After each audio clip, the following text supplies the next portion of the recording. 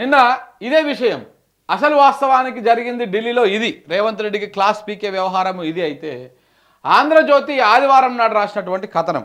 ఎట్లా క్లాస్ వీక్తరని తెలుసు, క్లాస్ వీక్తర్ అనేటువంటి అది ఉంది. కాకపోతే ఇప్పుడు రేవంత్ రెడ్డిని డిఫెండ్ చేయాలి, రేవంత్ రెడ్డిని కాపాడాలి. కాపాడడం కోసం ఒక వార్త రాశారు. ఏమని రాశారు? తలంటిన రేవంత్ రెడ్డి తలంటిండు. ఎవరి తలంటిండు? మంత్రుల తలంటిండు. షాక్లో మంత్రులు ఉన్నారు.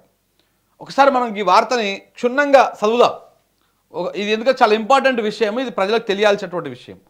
దీని తర్వాత ఏం జరిగిందో నేను మళ్ళీ చెప్తా. 2-3 అంశాలు ఉన్నాయి ఇక్కడ మాట్లాడుకోవాల్సినవి. నన్ను ఫెయిల్యూర్ ముఖ్యమంత్రిగా చిత్రీకరించడానికి జరుగుతున్న కుట్రను ఎలా ఎదుర్కోవాలో నాకు తెలుసు. త్వరలోనే అన్నింటికీ ముగింపు పలికిస్తా. పిసిసి అధ్యక్షుడు కూడా ముఖ్యమంత్రితో సంబంధం లేదన్నట్టుగా వ్యవహరించడం ఏమిటి? ఎవరికి వారు సొంతంగా ప్రకటనలు చేసుకుంటూ పోతే ముఖ్యమంత్రిగా నా పరిస్థితి ఏమిటి? వివిధ స్థాయిలో సమన్వయం లేకపోతే ఎలా? ఇప్పుడు నాలో సహనం నశించింది. ఏదైతే అదవుతున్నది. ఇకపై నేను తెగింపుతో వ్యవహరిస్తాను. పార్టీల్లో క్రమశిక్షణ ముఖ్యం. హద్దు మీరిపోతున్న మంత్రులపైన చర్యలు తీసుకోవడానికి కూడా వెనకాడను. గురువారం జరిగినటువంటి మంత్రివర్గ సమావేశంలో ముఖ్యమంత్రి రేవంత్ రెడ్డి తనలోని ఆవేదనను, ఆక్రోశాన్ని ఇలా వెళ్ళగక్కారు. సీఎం ఈ స్థాయిలో తలంటుతారని ఊహించని మంత్రులు ఒకంతకు షాక్ గురయ్యారు. ఇక రాధాకృష్ణ గారు తన కొత్త పలుకులో ఆ శిల్క పలుకులు ఏం చెప్పిండు, ఏమని మాట్లాడిందంటే, ముఖ్యమంత్రిని నన్ను ఒక ఫెయిల్యూర్ ముఖ్యమంత్రిగా చిత్రీకరించడానికి కుట్ర జరుగుతుంది. ఈ కుట్ర ఎవరు చేస్తున్నారు అంటే మంత్రులే చేస్తున్నారు అనేది ఆయన ఇంటెన్షన్. నన్ను ఒక ఫెయిల్యూర్ ముఖ్యమంత్రిగా చిత్రీకరించడానికి కుట్ర జరుగుతుంది. ఇక అన్నింటికి త్వరలోనే ముగింపు పలుకుతా. దాంతోపాటు పిసిసి చీఫ్ మహేష్ కుమార్ గౌడ్, వాస్తవానికి పిసిసి చీఫ్గా మహేష్ కుమార్ గౌడ్ను పుష్ చేసిన దాంట్లో రేవంత్ రెడ్డి ఉన్నాడు. కానీ ఆయన కూడా ఇవాళ నాతో సంబంధం లేదన్నట్టుగా వ్యవహారం చేస్తూ ఉన్నాడు. ముఖ్యమంత్రితో సంబంధమే లేదన్నట్టుగా ఆయన వ్యవహారం చేస్తూ ఉన్నాడు. మరి ఎవరికి వారే సొంతంగా నిర్ణయాలు తీసుకోవడు, సొంతంగా మాట్లాడు, సమన్వయం లేకపోవడు. ఇలా ఉంటే మరి ముఖ్యమంత్రిగా నేను ఉంటే ఏంటి లెక్క, లేకపోతే ఏంటిది? ఇక ఇట్లయితే కష్టము, ఏదైతే అదైంది, నేనేం చేయాలనో అది చేస్తా అని చెప్పేసి కొంత ఆయన సీరియస్గా. ఇప్పుడు నాలో సహనం నశించింది, ఆయన లోపల ఉన్నటువంటి సహనం నశించిపోయింది. ఏదైతే అది అవుతుంది, ఇకపై నేను తెగింపుతో వ్యవహరిస్తాను. పార్టీలో క్రమశిక్షణ ముఖ్యం. హద్దు మీరిపోతున్న మంత్రులపై చర్యలు తీసుకోవడానికి కూడా నేను వెనకాడను. ఒక్క మంత్రిని కదిలించమని చెప్పండి. కొండా సురేఖ డైరెక్ట్గా వాళ్ళ కూతురు ఆరోపణలు చేసింది. ముఖ్యమంత్రి గారు కొండా సురేఖని ఆమెను సస్పెండ్ చేసేటువంటి దమ్ము, ధైర్యం, ఆ తెగింపు ముఖ్యమంత్రి గారికి ఉంటే చేయమని చెప్పండి ఇప్పుడు ఇమ్మీడియట్గా. ఎందుకు జూబ్లీహిల్స్ ఎన్నికలు అయిపోయిందాక ఆగాలి? చేయండి ఇప్పుడు ఇమ్మీడియట్గా. ముట్టుకోండి కనీసం కొండా సురేఖని. కొండా సురేఖ హద్దు మీరింది, బయటకు వచ్చి ఆరోపణలు చేసింది.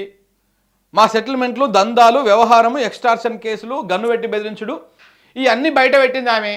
సో కాబట్టి ఆమెను మేము సస్పెండ్ చేస్తున్నాము, క్యాబినెట్ నుంచి ఉద్వాసన పలుకుతున్నాము అని చెప్పేసి ఒక స్టేట్మెంట్ ఇవ్వమని చెప్పండి. క్యాబినెట్ నుంచి ఆమెను తొలగించమని చెప్పండి.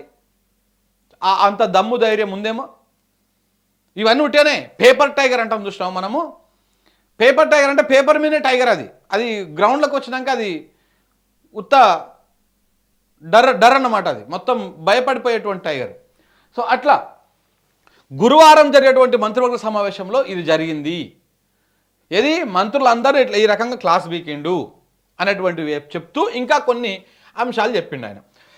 మంత్రులు బట్టి విక్రమార్క, ఉత్తమ్ కుమార్ రెడ్డిలను ఉద్దేశించి, సీనియర్లుగా మిమ్మల్ని ఎంతో గౌరవించాను, నాతో సమానంగా గుర్తించి ప్రభుత్వంలో పెద్దపీట వేశాను, ఇంకేం చేయాలని రేవంత్ రెడ్డి ప్రశ్నించిండంట.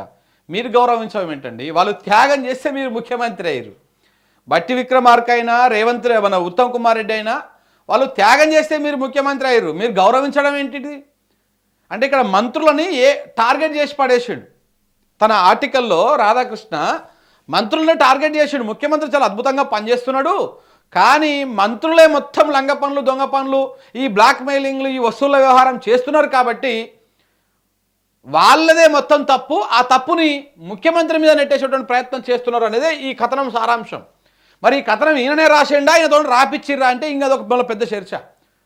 రాధాకృష్ణ చంద్రబాబు నాయుడు మనిషి, చంద్రబాబు నాయుడు శిష్యుడు రేవంత్ రెడ్డి, ఇద్దరిని సమభాగాలుగా కాపాడుకుంటూ వస్తున్నది 2 తెలుగు రాష్ట్రాలలో ఆంధ్రజ్యోతి అనేటువంటి పత్రిక.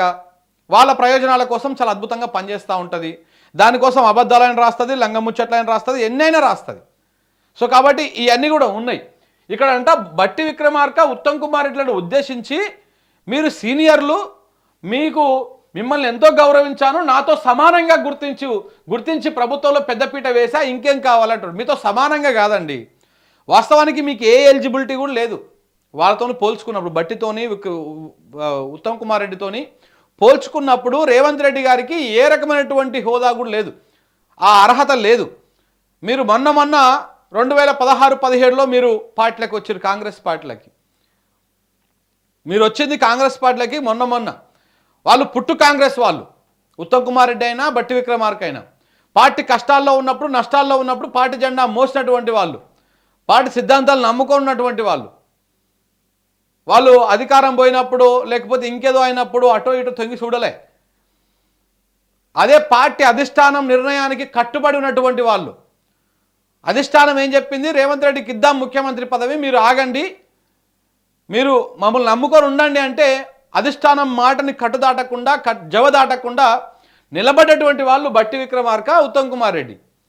వాళ్ళకు సరైన గౌరవం కాదు ఇచ్చేది, మీకంటే ఎక్కువ గౌరవం ఇవ్వాలి. వాస్తవానికి వాళ్ళు త్యాగం చేస్తేనే మీరు ముఖ్యమంత్రి అయ్యారు. లేదు నాకు ఇవ్వాల్సిందే అని మొండికేసి ఇద్దరు కూర్చురు అనుకో, ఏం చేస్తుంది ఏఐసిసి, సచ్చినట్టు ఇవ్వాల్సి వస్తుంది. కానీ అట్లా చేయలే వాళ్ళు, ఎందుకంటే కాంగ్రెస్ పార్టీకి ఒక 10 ఏళ్ల తర్వాత అవకాశం వచ్చింది కాబట్టి ఆ అవకాశాన్ని సద్వినియోగం చేసుకోవాలి. మనం కొట్లాడితే ఇంకొకటికి అవకాశం అవుతుంది. మళ్ళీ పుసుకుర ఈ పీకులాటలు, ఈ కొట్లాటల మధ్యలో మన ఎమ్మెల్యేలో 10 మంది అటో ఇటో మారంటే మొత్తం బకెట్ అయిపోతుంది పరిస్థితి. సో కాబట్టి మనం చేయొద్దు ఆ ఉద్దేశంతో వాళ్ళు కాంప్రమైజ్ అయిపోయారు. అయితే ఆయనలో ఆవేదన, ఆవేశం కట్టలు తెంచుకోవడానికి కారణం లేకపోలేదు. పార్టీ పైన, ప్రభుత్వం పైన సీఎం రేవంత్ రెడ్డికి పట్టు లేదని ప్రజలు అభిప్రాయపడేలా ఇటీవల కొన్ని సంఘటనలు చోటు చేసుకున్నాయి. అంటే జరిగినటువంటి ఇష్యూ, మంత్రుల వ్యవహారం కానీ, ఈ తిట్టుకోవడం కానీ, గవర్నమెంట్ ఫెయిల్యూర్ కానీ, అడ్మినిస్ట్రేషన్ ఫెయిల్యూర్ కానీ, జరుగుతున్నటువంటి ఇన్సిడెంట్ కానీ, ఇవన్నీ కూడా మంత్రుల తప్పిదం వల్లనే అవుతా ఉన్నది. రేవంత్ రెడ్డి ముఖ్యమంత్రి చాలా అద్భుతంగా పనిచేస్తున్నాడు అనేది ఆయన ఇంటెన్షన్.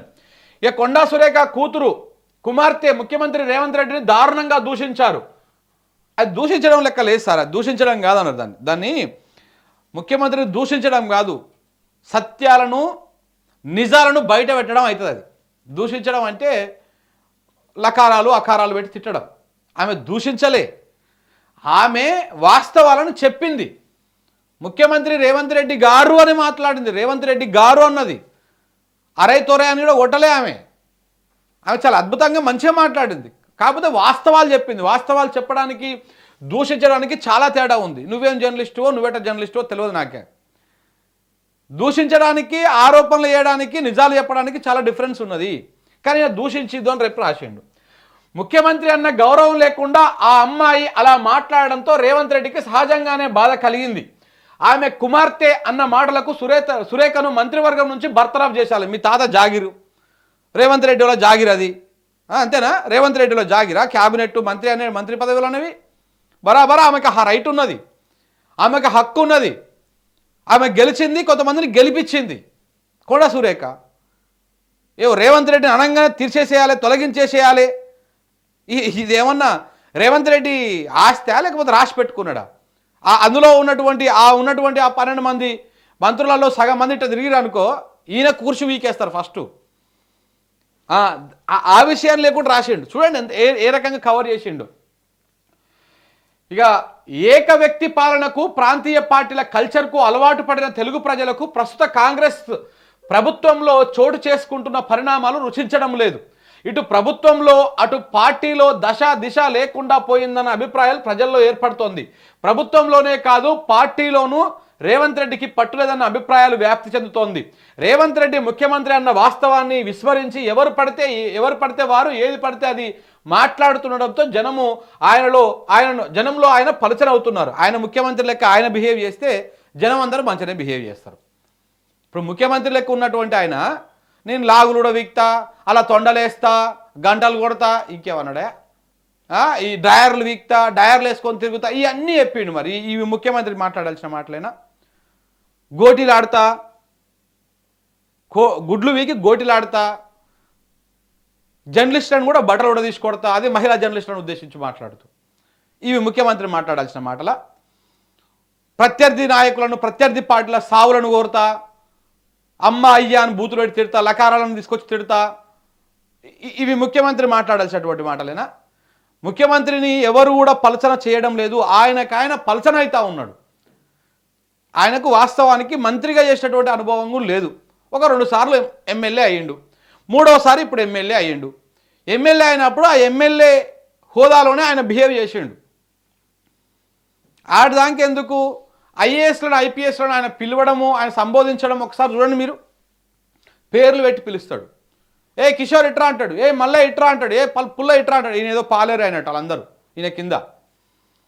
పాలేర్లు గారండి ఐఏఎస్లు ఐపీఎస్లు, చాలా ఉన్నత చదువులు చదివి దేశంలోనే అత్యున్నతమైనటువంటి పొజిషన్లో వాళ్ళు సర్వీస్ చేస్తూ ఉంటారు. ప్రజలకు ప్రభుత్వానికి అనుసంధాన కర్తలు వాళ్ళు.